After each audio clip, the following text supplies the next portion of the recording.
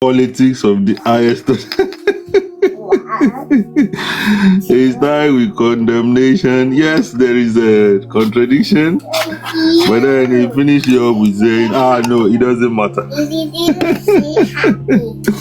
You make a brilliant politician with you. If you have that aspiration, maybe you should try. You can satisfy both sides and bring a deal home. Yeah, so to the topic. Anyways, I brought the topic up because 2 days or 3 days ago, the Christians, they were on to the Quran. We debunked every single argument they brought. But then we thought, okay, let's return the favor. Let's do it on the Bible. Let's see if it survives. But so far, almost everybody that has spoken is in agreement that, look, this book is diabolical. And that's even a compliment. Because if me, I start with the book, diabolical would be like I'm doing it a favor. Yeah, so, like I said, that's the pretense. That's what warranted the topic. Let's return the favor. But then also, as Chief mentioned, he mentioned a very beautiful point there, that look, it seems because people have not tampered with the contradictions, it seems like, yes, maybe they are diligent, maybe they are truthful people. But no, on the contrary, no, it's not like that. They were not. In fact, the problem was that at the start of the whole thingy, they were very, very dubious, very, very diabolical. They started a movement that has absolutely nothing to do with Jesus, but they needed backing up. Hence why you still find some element of, preaching of the old people in there. They had to mix it up, and then they had to include their passion narrative. And then over time, as things goes on, people were developing and putting more stuff in there that were not there in the first place. For example, you can look at Paul, for example, who is the father of Christianity to me, because Christianity has nothing to do with Jesus. He started the passion narrative. He would not quote Jesus even once in all of his gospel. In fact, he wrote 14 of them, if I'm correct. And then he wouldn't quote Jesus for one.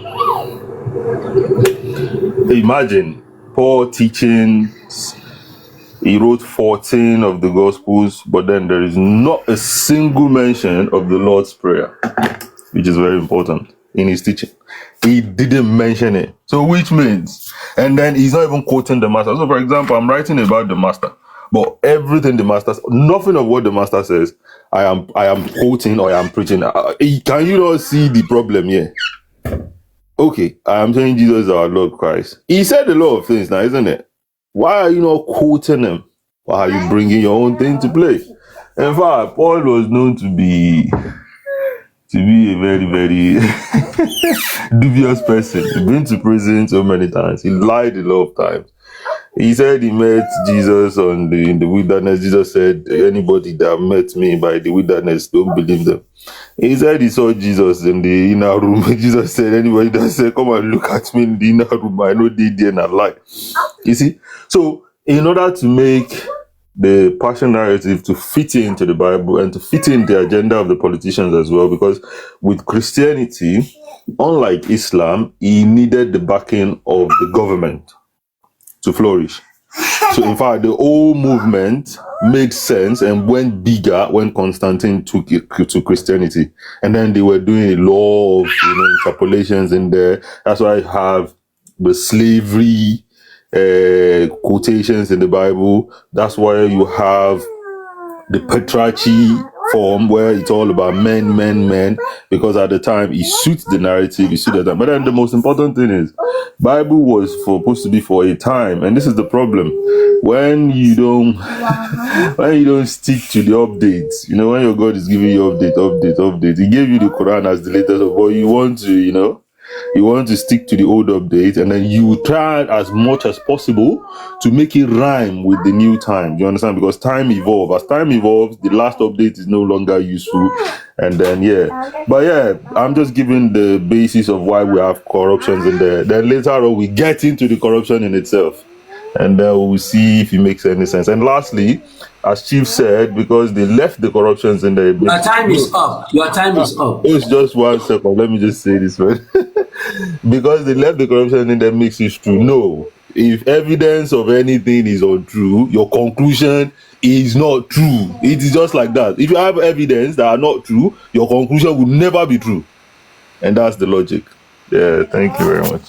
Effendi, that logic makes a lot of sense. You know, if evidences are not true, the conclusion will not be true. You know, that makes a lot of sense. You know, and it looks like the people you are speaking to, most of them have gone to church right now.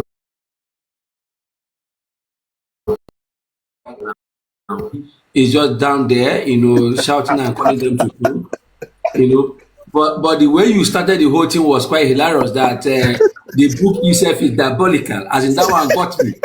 And then that Paul is a criminal that that he has gone to prison so many times. That is a liar, my brother. You are fully prepared for today.